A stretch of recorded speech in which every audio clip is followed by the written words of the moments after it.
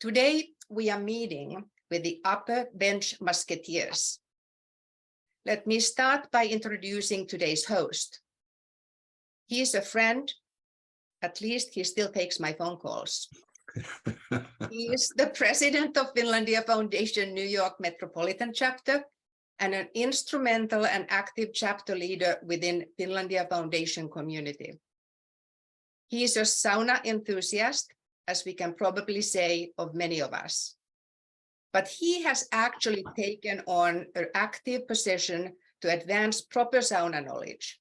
He is the president of the North American Sauna Society, which was established to support authentic sauna bathing here in the United States. Eero Kilpi, or should I say Dr. Kilpi, floor is yours.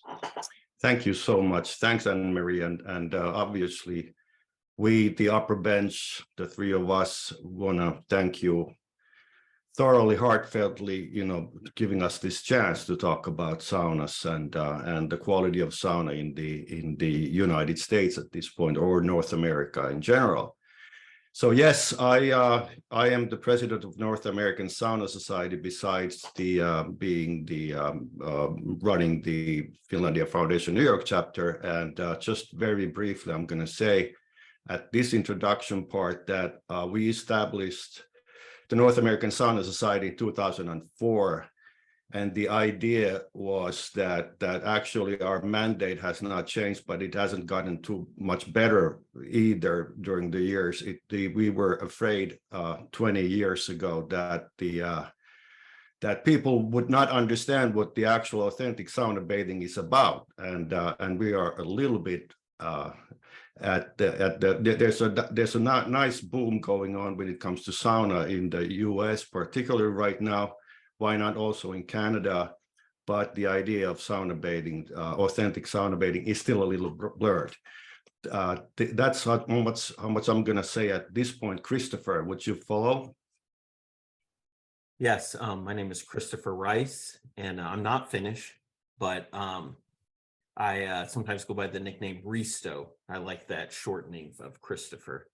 And I have the pleasure of being able to speak regularly with Eero and Sam and Scott Räisänen, who just joined us.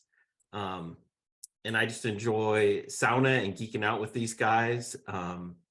My family got into sauna about 7 or 8 years ago.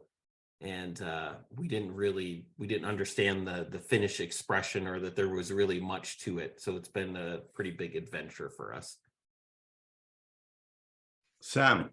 Yeah, and I'm Sam Wacha, one of the other hosts of the Upper Bench podcast.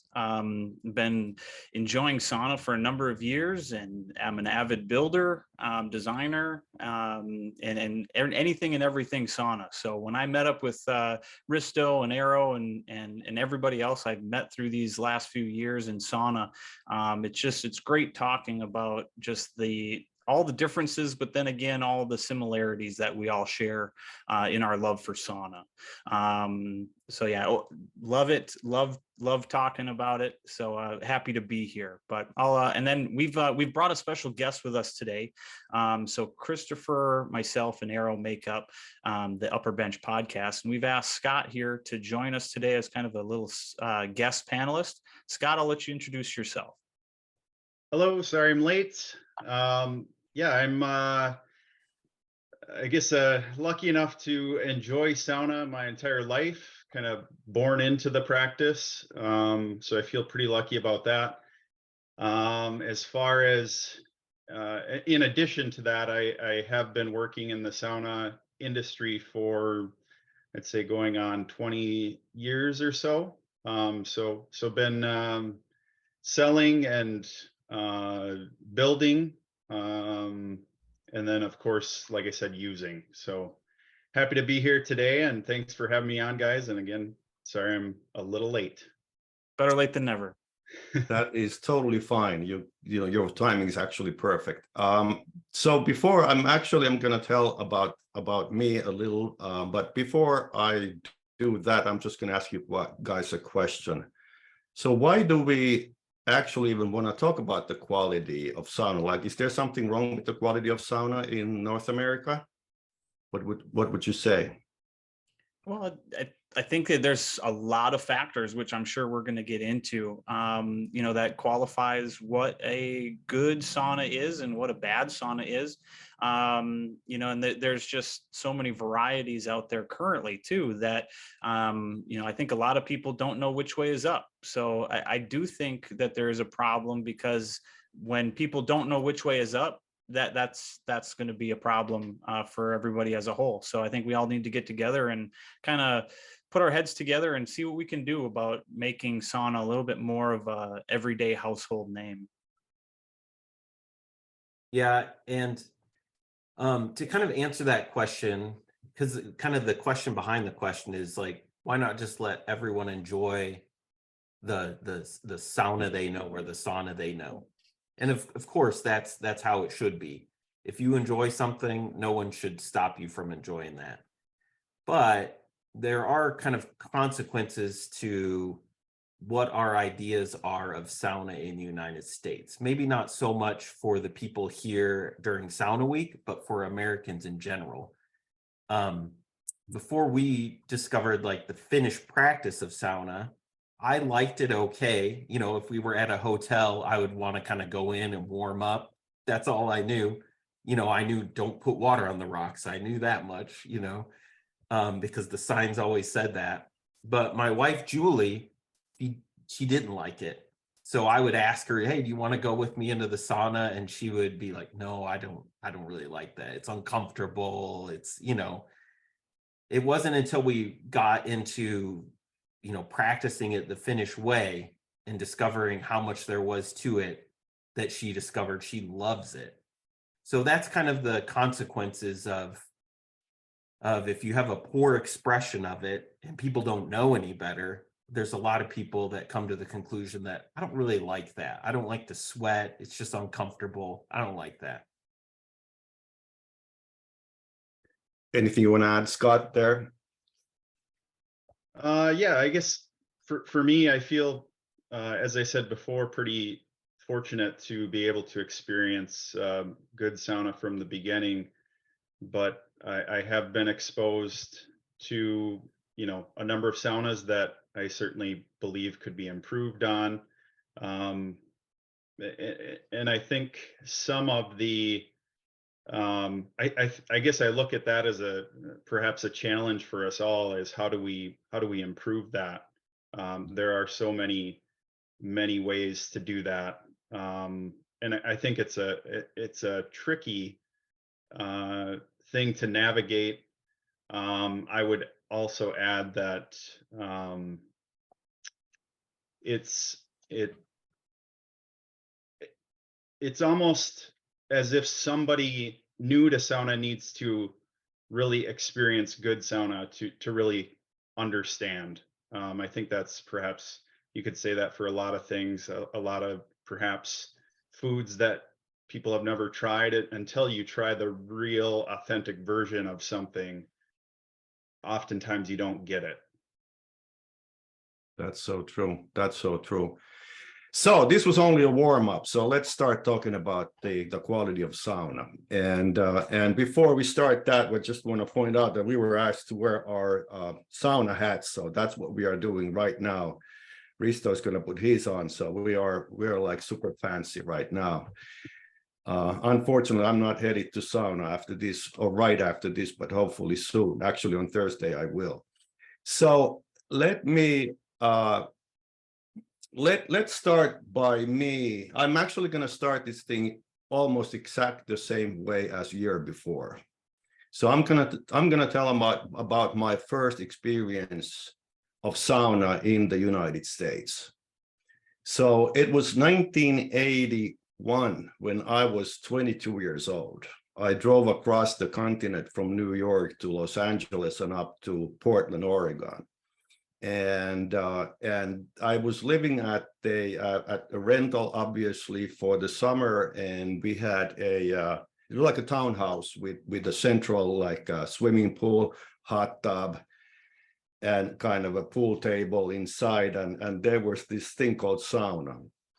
and I had been warned before, so I was not like totally virgin to American sauna at that point. But the thing like shocked me still.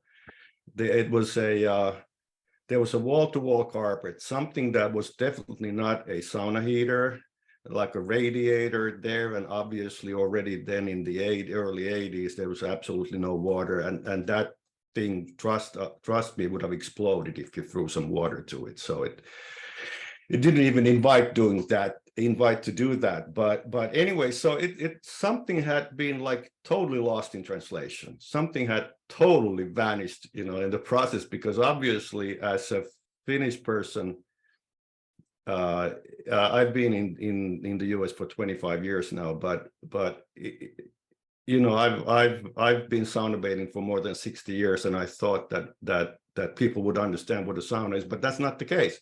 And we are still with many people, we are on that road that people don't understand what, and we will try to cover that today. But anyway, so ever since that first feeling, I've experienced a lot of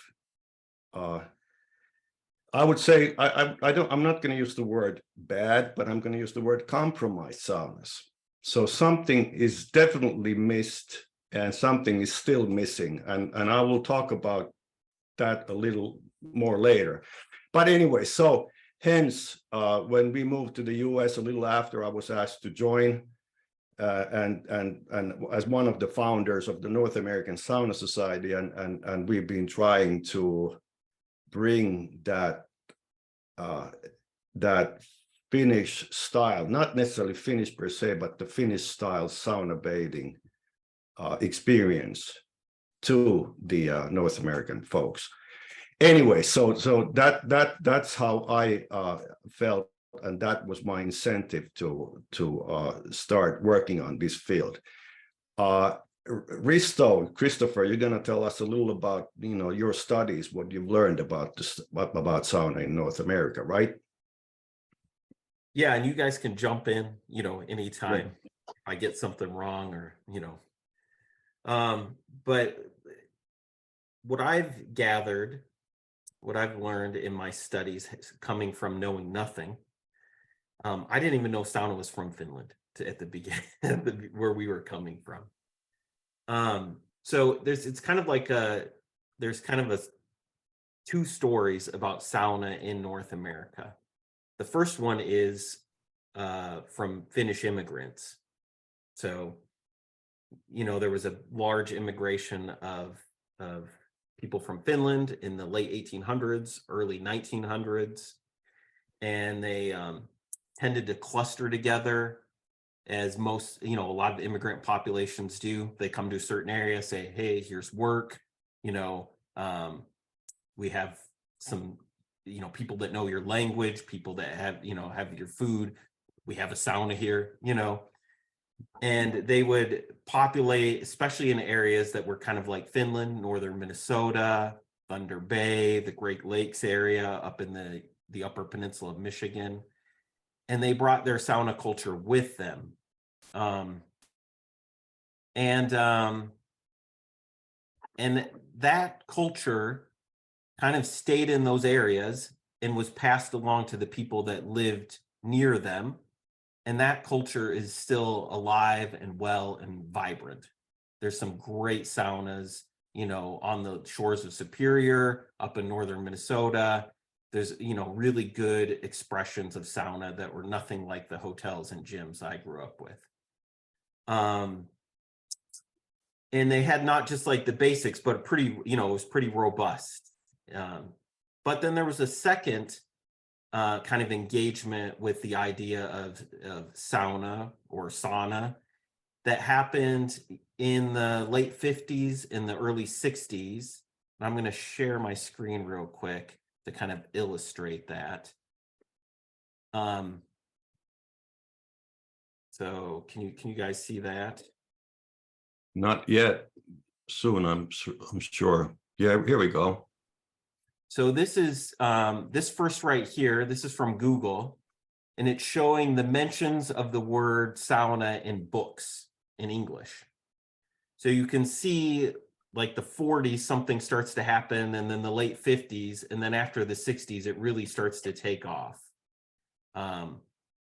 And so, you know, by the time you get to the 80s, 90s, 2000, you know, most Americans would understand that word. It's not a foreign word anymore to them. And then this right here is from mentions in newspapers in the United States.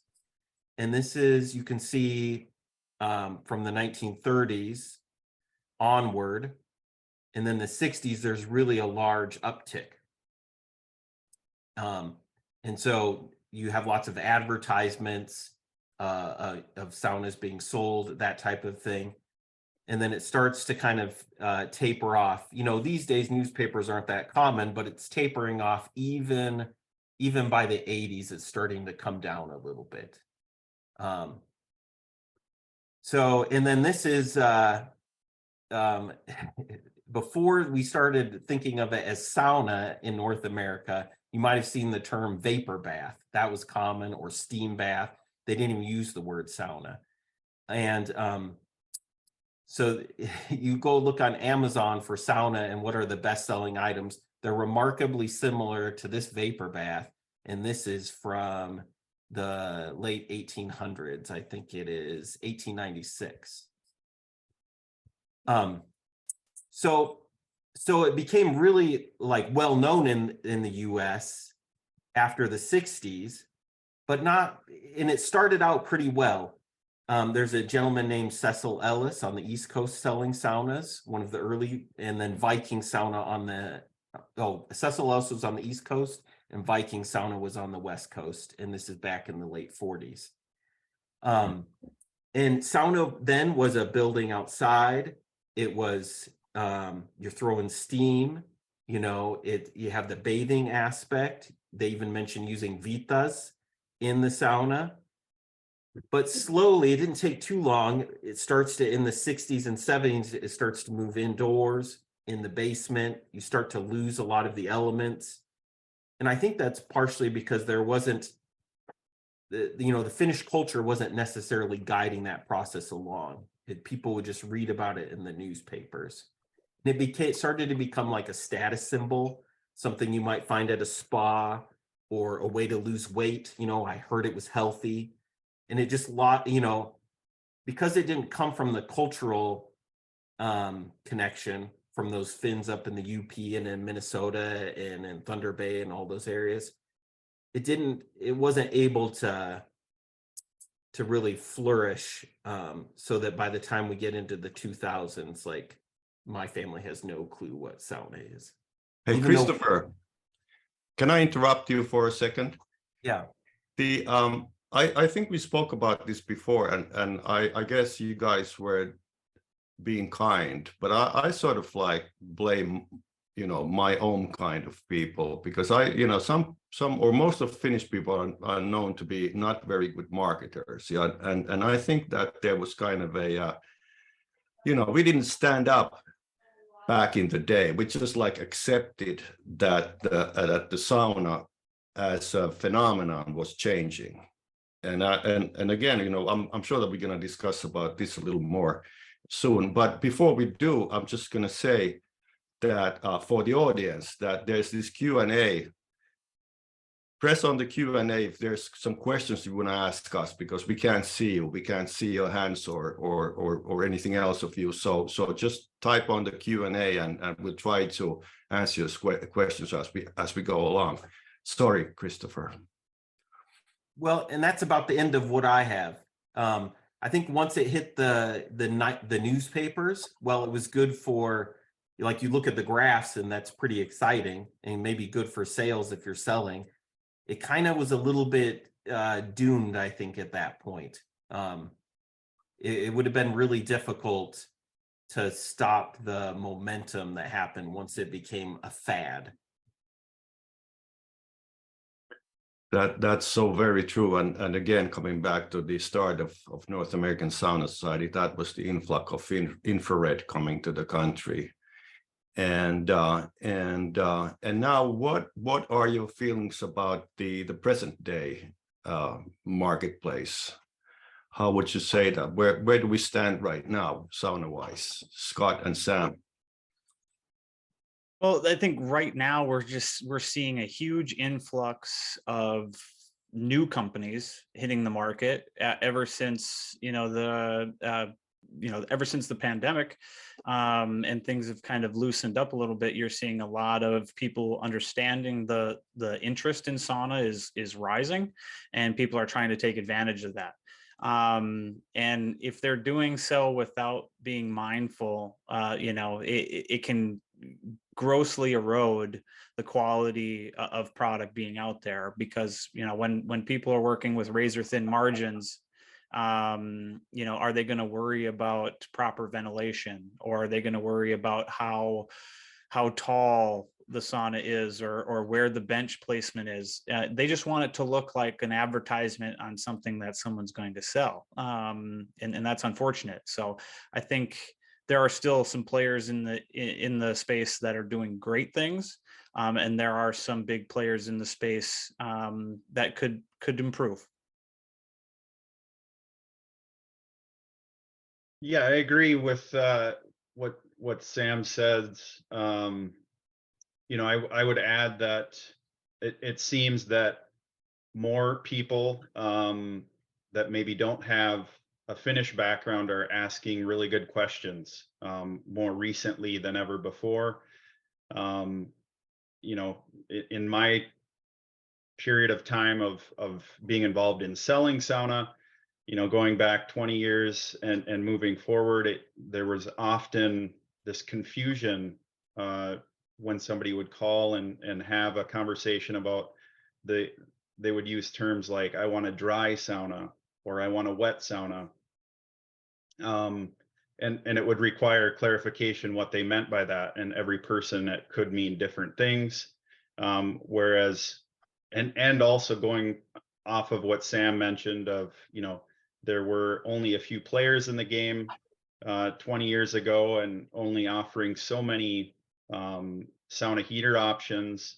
And then fast forward even 10 years and you start to see more players entering the market, more models that maybe had been around in Europe and Finland and other parts of Europe are starting to make their way into the US market, which, certainly to me proves that the growth is there, the demand is there. But I do also see that, with that comes those that, maybe want to capitalize on just kind of the trend side of it.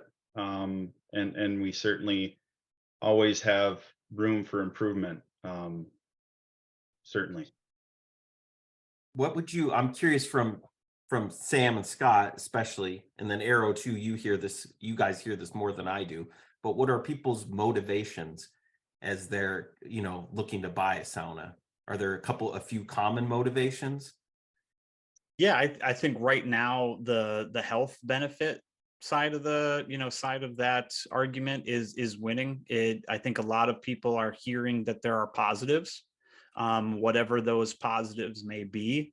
They're looking for it and trying to bring it home. So be it muscle pains or, fibromyalgia or Alzheimer's or heart attacks, whatever the ailment may be.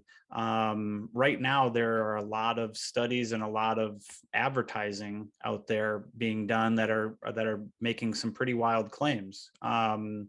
Is there a benefit? Probably. Is it the next cure for everything? Probably not. So I think people are excited.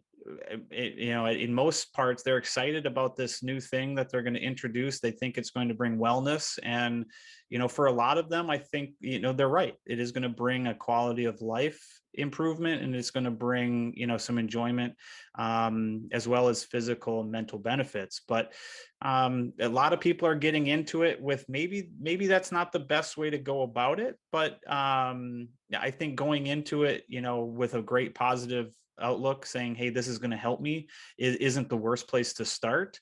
But I think it can easily get muddied when you're starting from I'm looking to solve a problem. So there's a lot of different ways to solve Point. problems. Yes.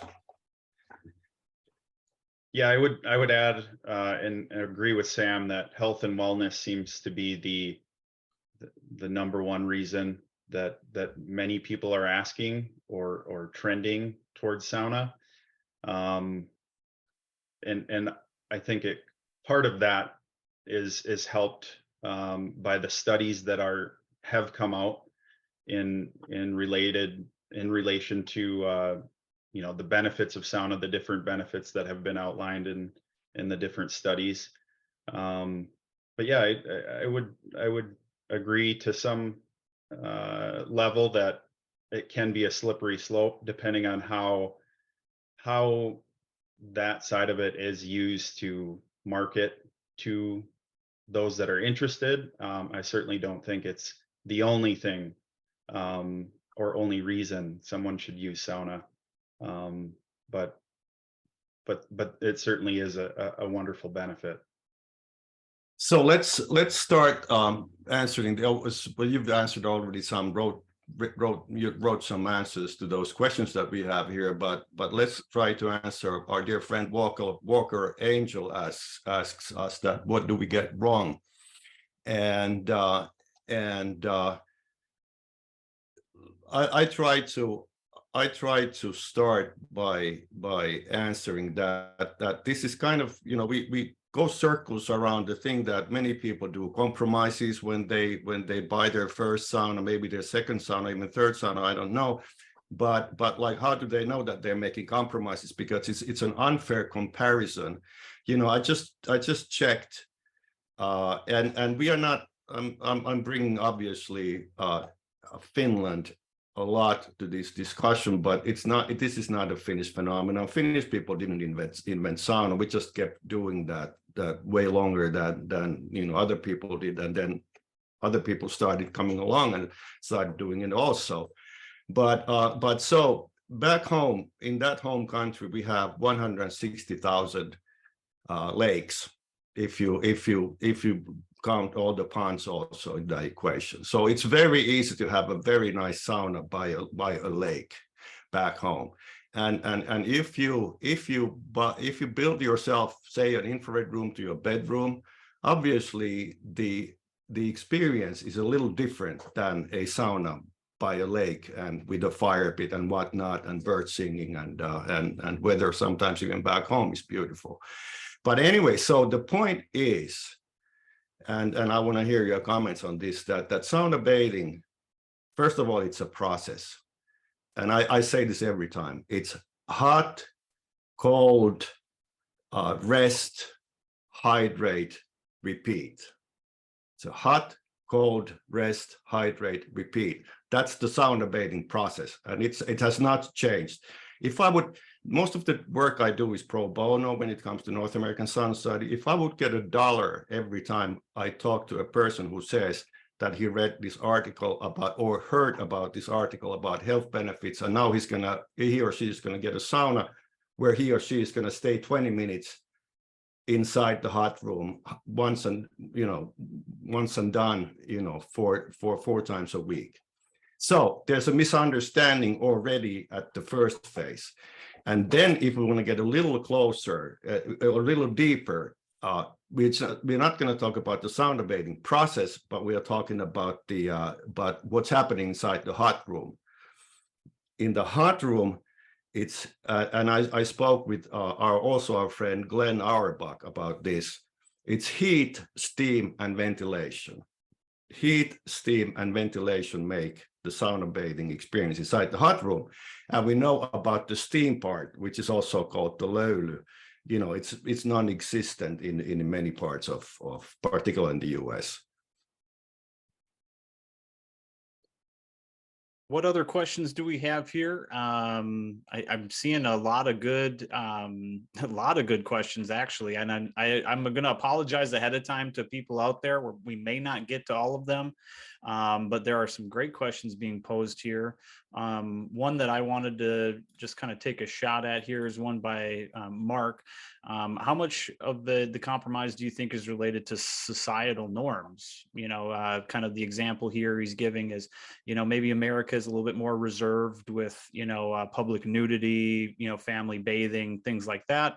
And then he brings up a question about, hotels and insurance fears, about throwing water on the rocks. So I think he brings up two really good points. America has that kind of stigma of being, kind of the reserved. We're glad to put somebody with a gun in their hand on a billboard, but God forbid if somebody doesn't, show a little skin. So it's a little bit wishy-washy there. But I think it does bring up a good point, because if let's say America was 100% fine with nudity and no giggling, snarking, and it was just an everyday thing, would sauna be more more accepted? I don't know. It would be easier. You're taking away one of the maybe restrictive pieces that people may fear, but you're not going to find a sauna, a public sauna, that requires nudity in America either, unless you're at maybe like a nudist camp or something like that. So this fear that we have that we're going to get naked in front of somebody is not around the sauna. That's around the individual. So and what you do in your own house with your own personal sauna is between you and the people in it. But I do like that he brings up the hotel insurance fear, because anyone who has traveled and seen a public sauna has probably seen the little sign that says "Don't throw water on the rocks," and I think a lot of that have to do with the concerns of being in close proximity to a pool. Nobody wants to put chlorinated water on a sauna rock. There's your liability concerns all day long. But I do see, there's, and that kind of adds to the stigma and adds to the perpetuation of, well, you don't put water on sauna rocks. This is a dry sauna. So people are kind of, they don't know any better, because no one told them that, well, we don't want chlorine gas in our sauna. It's not that we don't want steam in our sauna. Well, and I think most hotel and gym owners are also probably clueless themselves. They're probably not much more, much better informed than we were going into that. They probably, who knows what they think, but it's probably not much different than the standard American. Right. Which is very little. I would add on that kind of that realm of the kind of classic or not very enjoyable hotel sauna in North America. I'm sure many have experienced, but it's almost as if at some point, either a group of people or hotel owners took it upon themselves to create, kind of their own rules, whether it was a combination of how do we restrict or make this sauna last longer. Let's tell them they can't pour water on the rocks. I'm sure there's many different reasons, or some just actually thinking that pouring water on this electric stove is going to be dangerous. And then, on top of that, there are a lot of kind of, I'm trying to think of the best word, kind of these different perhaps building codes and health, Department of Health rules, guidelines that sometimes get in the way and make it challenging to do sauna as we believe it should be done, or there's more challenges to get it done. A number of at least publicly, or if we kind of throw hotels and gyms into that realm, many of them have to follow building codes and rules that sometimes make it very challenging to make a good sauna, be that handicap accessibility, factoring that into play, and then sometimes there's just some very strange building codes that maybe come up it can be very specific to, I know there's some interesting ones just in the city of New York that actually mention words of sauna that are somewhat challenging. And there's certainly others that I've seen, I believe in the International Building Code that reference, basically portray that this is the only way that you can vent a sauna, which kind of goes above and beyond what many longtime sauna heater manufacturers put in their installation requirements. So I think there's a lot of improvement that can be done in that regard. I think it's very challenging to kind of try to clarify and go as a group. I myself don't know the first step to sort of combat different building codes, but I think that is an area that maybe we can try to figure out how to navigate, whether that's coming up with sort of these guides. I forget what they're called, but Eero maybe can clarify. Like in Finland, they have these sort of specific guidelines for sauna. If somehow that in itself can be sort of brought to America or North America and implemented, I think that would be a tall task, but that's sort of what is in my mind.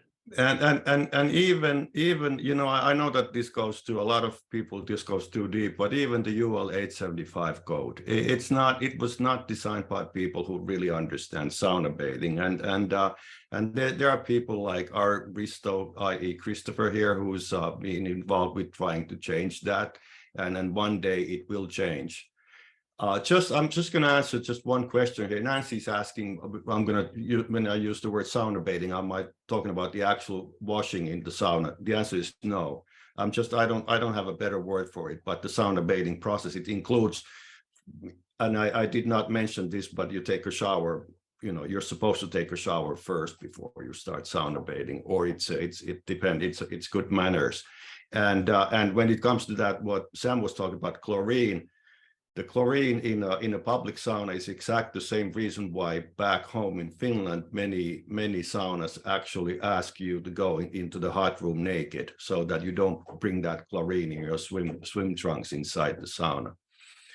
Well, and this might be one difference between Finland and the US. It's my understanding that the Finnish sauna practice in the US is maybe a little bit older of a practice, because people immigrated and didn't necessarily change in the same way they did in Finland.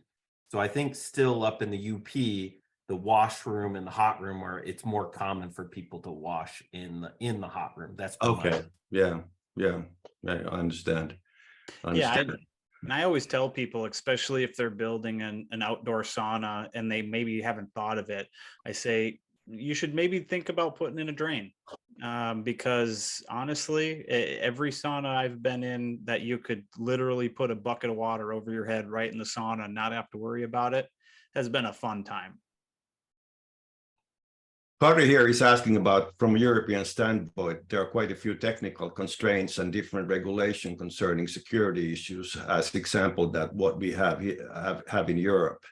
And he's asking about the different regulation and constraints are hindering, if the constraints are hindering the development of good load experience in North America. Absolutely. You want to highlight that a little more?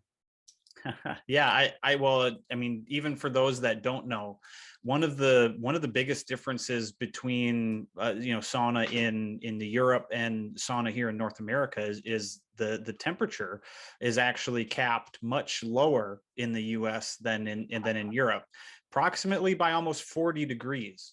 I believe the standard in Europe is right around 230 for a maximum temperature, where in the US it's in the low 190s. So if you're someone who is accustomed to saunaing, in 200 Fahrenheit plus, you're going to be disappointed when you come to the US. Well, and that's a really interesting, 194 maximum. It's depending on like, where is your sensor, your bench may be way below that. So like, again, 194 maximum. And I was super curious about that when I learned that, because it's such a specific number. It's like, why 194? Which Yeah. 194 translates to 90 Celsius, which I've learned is like a temperature, like a safety temperature for certain wiring, if it doesn't have extra insulation. So my guess is that it came from some sort of component, Electrical code. well, some sort of component, which you can just use different wiring or better components to raise that temperature. Yeah. you know Yeah, and I mean, and I know some of the different tests and things like that that the manufacturers have to go through in the US, to kind of jump through some hoops. And some of those tests are pretty rigorous, and compared to European standards, it's not that European sauna heaters are unsafe. It's just that I think the US went a little bit far with saying what is safe in the US. Now, our dear friend Rob asks a very good question. Can we talk about the issue of educating general contractors who typically have never taken sauna and make mistakes and do shoddy work because they don't understand what they are building? For example, the manuals are not written in a way that explains sauna to an American contractor. They ignore the most basic instructions, like the venting details. I guess this is a question for Sam and Scott. Scott, I'm going to let you take a swing at this one, because I've already been on the phone with contractors all day explaining this. Yeah. I would say first and foremost, it seems to be that very few contractors like to read manuals to begin with.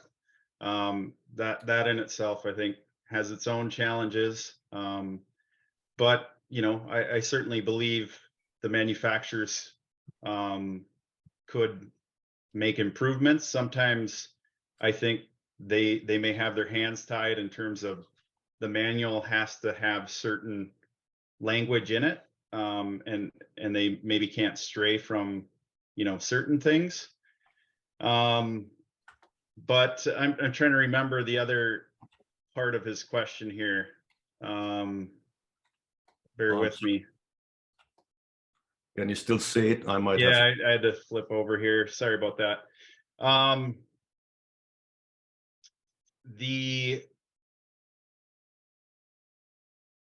lost my train of thought here. So anything to add, Sam? Maybe it'll come back to me here, but I apologize. No worries. From my experiences, I've talked to a lot of custom home builders, a lot of general contractors, a lot of remodelers, plumbers, things like that. Every single one of those guys had never been in a sauna and was asking me questions that I thought, might be common sense. But again, when you've never had any experience with something, there's no common sense, there. So, as far as, insulating the walls, and, can I, do we need drywall? Do we need this, prepping the space? Or, if people are building interiors, but when people are dead set on something, they will often just kind of move forward. When I try to talk about venting, or creating that circulation of air in a home sauna, sometimes I have to kind of educate users on why that's needed and why that's good. But again, too, they think, well, if the vent is here, isn't steam just going to be pouring out of that vent into my room if it's an interior? And then trying to kind of talk through the humidity levels and things like that. But as far as contractors, I think what we as an industry need to do is a better job of creating some of those norms, and then sharing those norms with the industries that we overlap with. You can go to any expo or trade show in almost any industry and get some kind of a certification in it. nowadays. I mean, you can go to a national yarn convention and be a certified yarn weaver in, 2 straight weeks, whatever it is, it's out there. And I think sauna, it's time for sauna to get to that level. And I think with the North American Sauna Society's help, we're building a path to that, where if there are resources available for these contractors, and getting the good word out there, hopefully these things will be a thing of the past and we can laugh about it. Yeah, we would benefit like from some, education has been mentioned several times in the Q&A, and Mhm. rightly so. Yeah. Not just for the end user, but for contractors, for architects, for gym owners, for hotels, some sort of official resource that's informative, that then, like, it's not just me, random person, saying to the gym owner, Yeah. your heater was meant to take water, you're doing a disservice to your clients, but something more artfully worded and more detailed would be beneficial, for those different different people. Yeah, and I'll add too, my experience was pretty heavy on the commercial side for some time. And a lot of times, and maybe this isn't where Rob was going with his question, but a lot of times the contractors, they're just trying to check the box. Okay, the sauna's done, and they're only going to meet the minimum requirements. So perhaps, it's a combination of, leaning more on the manufacturers with better details, and also maybe leaning heavily on the architects to detail and specify more precisely what exactly they're looking for the, whether it be the intricacies of the ventilation, and the other parameters. Oftentimes when you look at a plan for say a big commercial project, it's just the square room. They really don't even identify where the benches are. And I would say that oftentimes that contractor, he's just checking the box to say that he got that part of the project, which, is such a small piece to a huge puzzle. And they're just trying to check the box to get on to the next thing, is my guess. I have a theory on that. Obviously we're talking about the same thing. It's that the real authentic sauna is not really understood for the most part, for the most people. And when you put the say a steam bath, infrared room, a hot tub, and a sauna on the same level, then you have like 4 different ways of what's the right word, thermotherapy. But now the idea that we have here, which we are trying to prove, which is so difficult, is that sauna, an authentic sauna, can give so much more than these other alternatives. And so in a way we've been pushing the sauna down. And now let's answer, and we have to try to, we might be able to go a little over time, but let's try to answer these questions now, if that's okay with you guys. So Vlad is asking, on the topic of wellness, how do you think we can combat a resurgence of the cheap sauna trends of the 80s, when social media and marketing made it even easier to get away with it? I get this question quite a bit, and it's something that I definitely discuss and think about quite often. This is something where the good saunas of the world need to rise up, and they need to show themselves. We need to not be bashful about traditional sauna, and we need to share those experiences with others as well, and share them on social media. So many people over the last couple of years, their first interaction with sauna was on social media, and it was probably something that was plug into a wall, and nobody wants that. So it's going to be up to us as the stewards of good sauna to continue to share the messaging with everyone we can, and and speak with our wallets. You know, that it is tough because the people who are buying, you know, don't know any better, and it's going to be our job to educate them so we can hopefully save them a little bit of money down the road. Well, and it's long-term thinking, you know, as a business, you might be able to sell, you know, something that's called a sauna for $2,000. You might be able to sell tons of those versus something that's more expensive. But long-term building, like it's not a solid foundation. Eventually what you're selling is going to end up as a closet or on Craigslist, you know, but if you sell something really good, that thing is eventually going to sell to the friends and neighbor of the person you sold it to, if they understand the whole sauna process, and that you ask them, like, what kind of sausage do you eat as part of your sauna experience? They're not looking at you like you're asking a, you know, crazy question.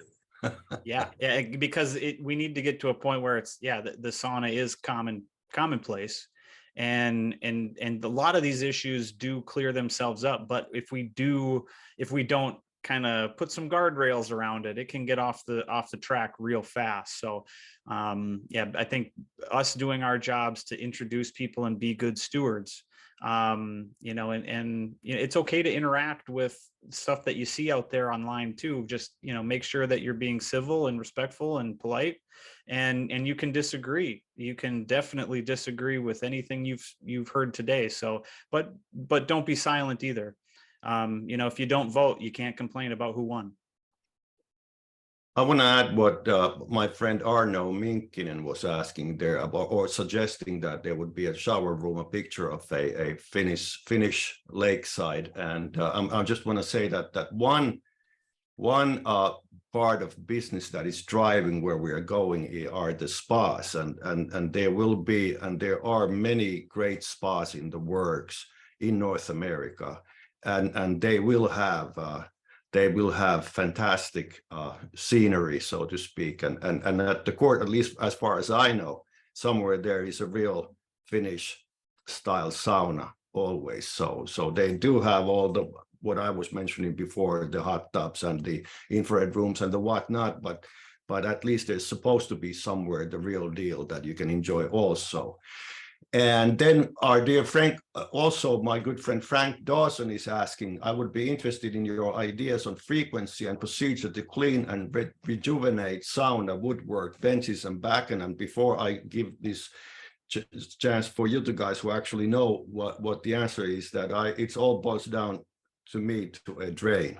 So I want to have a drain, and I'm going to spray the, you know, hose the room, and I'm almost done. And then maybe once a month clean it, rub it a little better. And obviously if it's a commercial sauna, public sauna, then it's a different procedure, but that's how I would do it.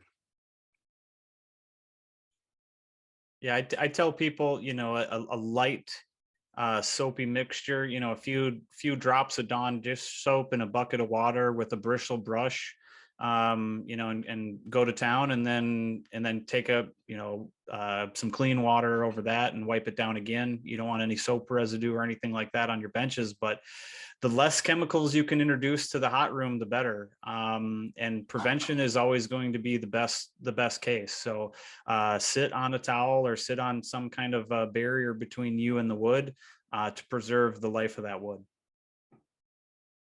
There's a question here that says, what is your opinion of infrared sauna? Asking us generally. Yeah, I'd like to hear Scott's response. Yeah, I don't think it's a sauna, number one. But I think it's I think you have to talk about it to some degree, because there's plenty of people that believe that is a sauna, or believe that it is better than a sauna. I think, you know, I think that's personal preference, what you think is better. You know, obviously the one you're going to use the most is perhaps better. But it's certainly, there many or most seem to be built to sort of look like a sauna, wood lined, but it's completely dry and very low temperature. So, certainly not a sauna in my book. Yeah. It's different. Yeah, it's totally different. And some people say that I hate infrared rooms. I don't hate them, but it's not my cup of tea. And like Scott says, it's a personal preference. And then I'm glad that Mark posed a question. He's asking, are there any programs that provide some sort of an ambassador program, folks that teach, demonstrate, instruct those that don't know how to do sauna right? So the North American Sauna Society is trying, at the trying phase. We just had our board meeting on Friday. We are trying to build up a totally volunteer-based ambassadorship program around the United States and Canada, and it either is going to fly or it won't. But we're trying to do that because there are so many people who are so adamant about and eager to put out the good word. So there are many people like us who wanna go out there but like Sam is repeating here, telling us that we have to do it in a constructive way. It's just like yes. Okay, I don't think that we have time to answer all these questions. They keep coming here. This has been great. There's a lot of great discussion here.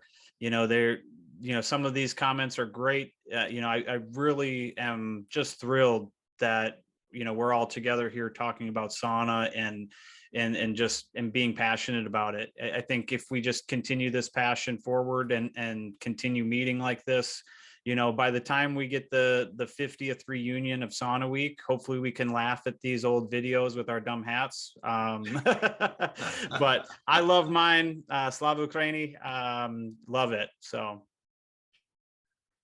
Well, I think that we can, if you have time, we can go through a couple of other questions, but I just want to say that, first of all, I love this panel. First of all, Eero, you and I are the oldies of this panel or this group. And I think it's wonderful to see the next generation picking up on this topic.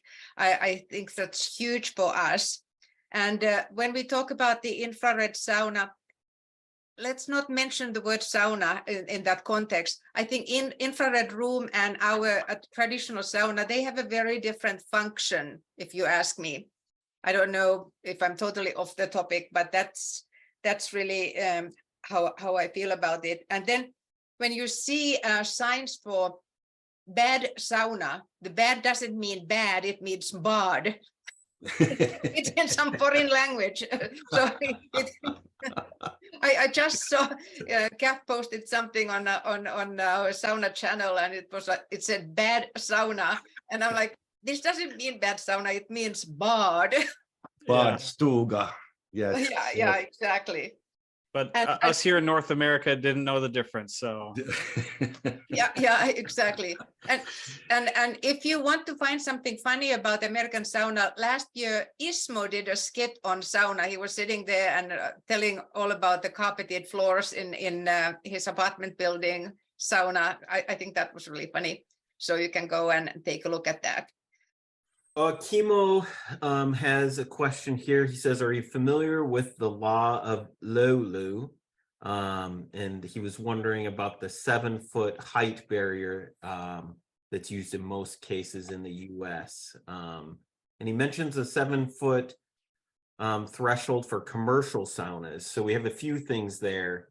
The law of Lulu, I believe, is that you want to be up in the lolu, in the steam, which is up by the ceiling. And so you want to be up towards the top and then with your feet above the rocks on the stove.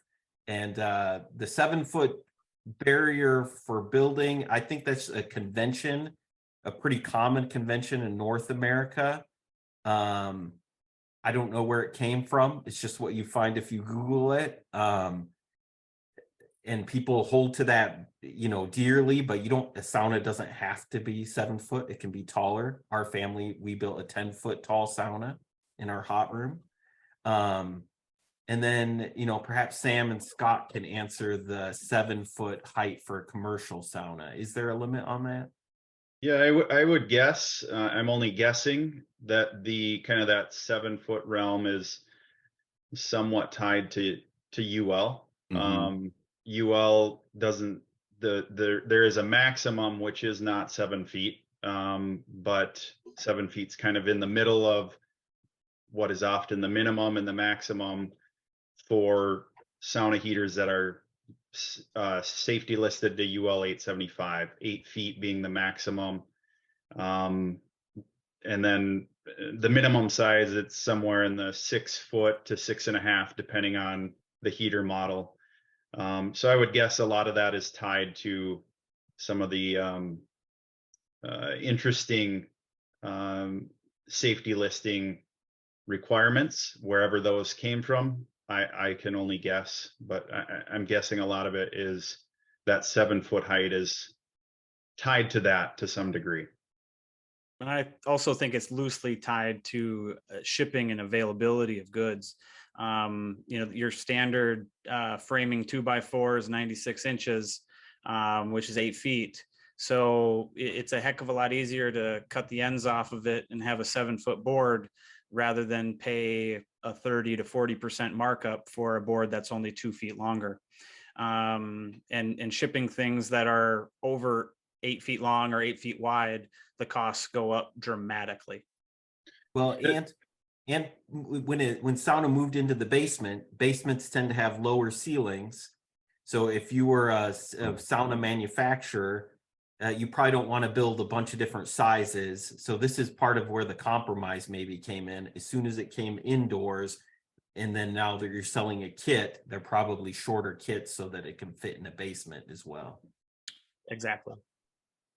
Eero, I guess I'd be curious if you have anything to add from more of the European side. Is there, maybe not sauna related, but is there sort of a standard height for rooms in a typical Finnish home?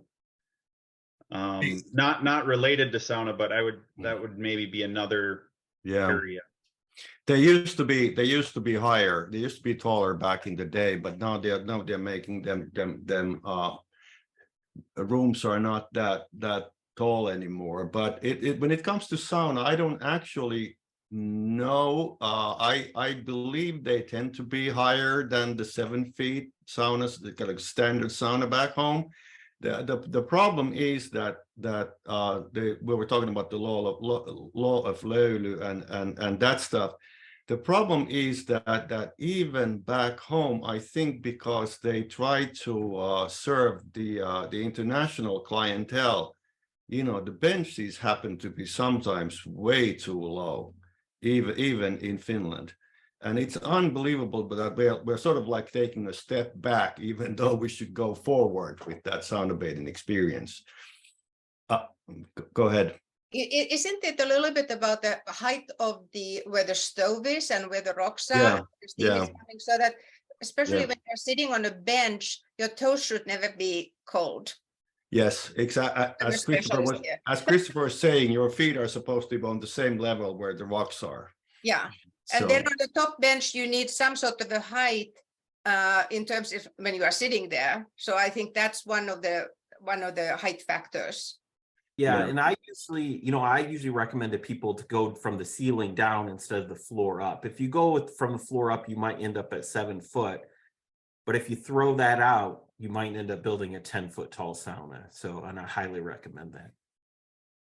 I would also add perhaps ADA requirements come into play as well. When you factor in a lower bench is required to meet ADA requirements if a sauna needs that, and often facilities err on the side that they're not sure, so they just provide it, and that can kind of keep that ceiling height down because they have oftentimes more lower benching, and or if you factor in, I've been in a number of saunas in Finland where there's many tiers of benching to ensure that you are higher up.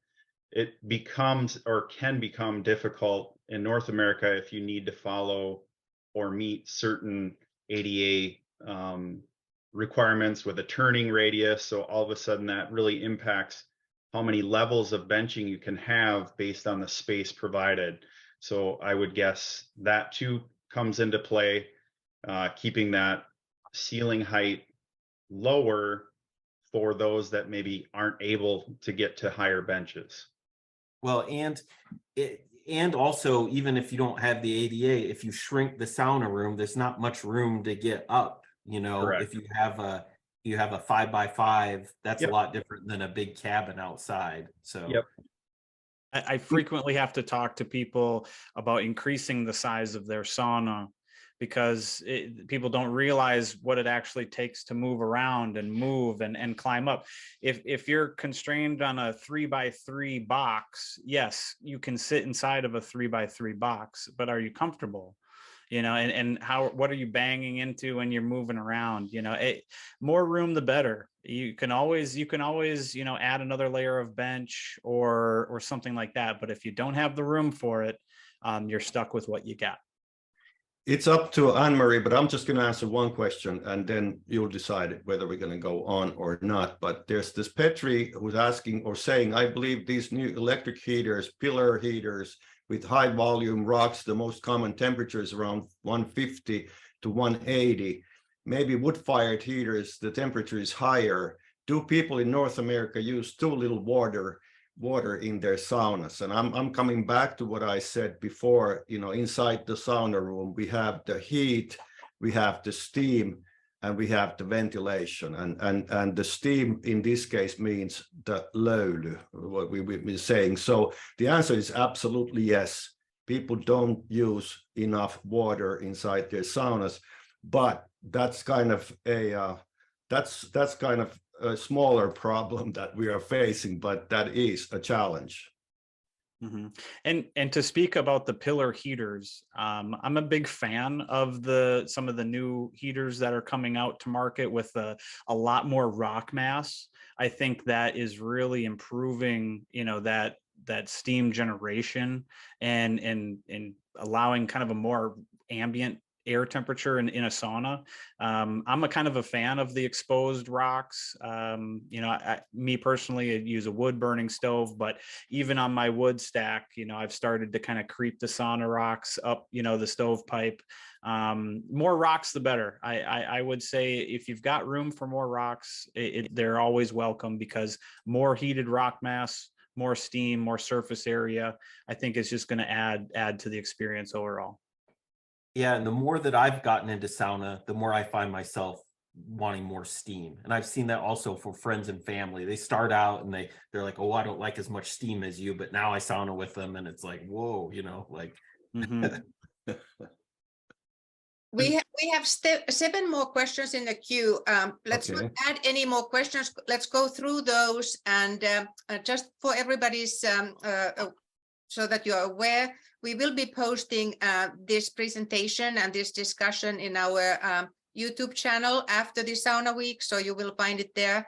And as well as we will put everybody's contact information if they allow. So that people can connect with you, at least for the North American Sauna Society for sure. But just let's go through what we have here, and then we close. We have a good number of people here still, so nobody's bored. Let's put it that way. Great. So let's go. I wanted to just pop in. I like Nate's question. He talks a little bit about, you know, compromising in the topics that we've discussed today, but later on in his question, he asks, you know, Risto, you talked about from 1800s until now. What do you think the most significant events have been in the last recent history that have made sauna more familiar to Americans and maybe more familiar to the world? Yeah, I mean the Olympics, but again, you know, it's really difficult for that to stick. You know, I think you really need, it's got to be more one-on-one. You introduce someone, and it even takes more than one time. You know, when we introduce someone to sauna, we invite them over a few times, and it takes a while for them to really get that to where they get their own sauna. Yeah. And I think we talked a little bit about the big influx, after World War II. I would point to that as being something in the North American history that really increased our influence in all things European, as far as most recent generations. But now, it'd be hard to say what was the biggest thing, what came first, the chicken or the egg. I think that's like asking what came first, the fin or the sauna. Mhm. Yeah, good point. Good point. Okay, so we go forward. Arno is suggesting because we actually don't have a magazine that could promote authentic sauna experiences, but he wants that to be called Sauna Rocks, and that's a deal. It's going to be, when it comes, it's going to be called the Sauna Rocks. There is a magazine called Hammam, and I think even though Hammam's not a sauna, I think they do cover a lot of sauna content. Oh, okay. Well, that's read the bad sauna. I guess I would. It's not conducive to most of the American audience, but there is a sauna magazine put out by the Finnish Sauna Society. It's primarily, I believe, all in Finnish, but it would be wonderful to either get an English version, or maybe North American Sauna Society can start their own. There we go. Yeah, thanks a lot. Yeah. The Upper Bench periodical.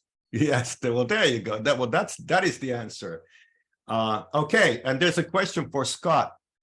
Any experience in taking a prefab sauna and install and modify it to a proper sauna experience? I've assembled a number from a variety of brands. I have ideas. I've not made extensive modifications, other than played a little bit around with mechanical venting, but it gets a little bit tricky. Oftentimes the vent inlet and outlet are pre-designated, thus the prefab, so you're kind of stuck with what's there. But I would guess in my own mind you could play around with different sort of ductwork apparatuses and adding mechanical venting, and depending on the size, it maybe wouldn't take much, at least to experiment with some of the mechanical venting to bring that heat level a little bit lower into the room. Excellent.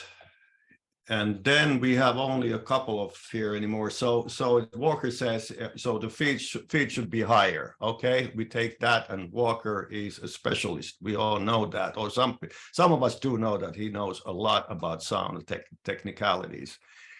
And then Kath is asking, our sauna was built about 20 years ago, and the benches seem to have gotten taller in that time. Hard to get onto. Is this common? That is about getting old. I was going to say, are you sure that you didn't get shorter? So that's where we need to start building a sauna and I've actually used a sauna like this before, but where you put the stove down. There's a gentleman in New York who built a sauna where the stove, the rocks are at the level of the floor. Yep. So it's that's more difficult to build, but it makes it a lot easier. You don't have to climb up so high. Yeah.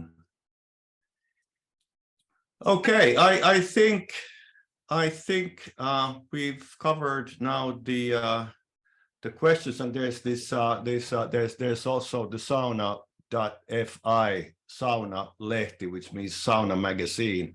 There's a link to their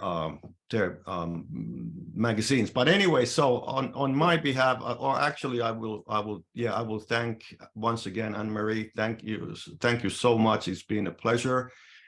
We keep doing the Upper Bench podcasts, and we actually have a couple of lined up. And how many have we done so far, gentlemen? 6 or 7. 6 or 7, and we are getting we have some hundreds of people who are already in, and we hope to have thousands more in the future. So on my behalf, thank you so much. Well, that's a good final thought. My comment at the end is like how to keep the sauna clean. Take a shower before you go and use the towels on top of the benches. Takes you a long way.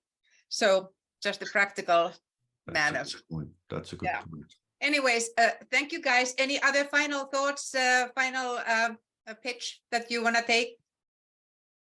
No, just thanks for having me. And thanks for doing Sauna Week. Yes, thank you very Yes. much, all that attended. It's a pleasure being here.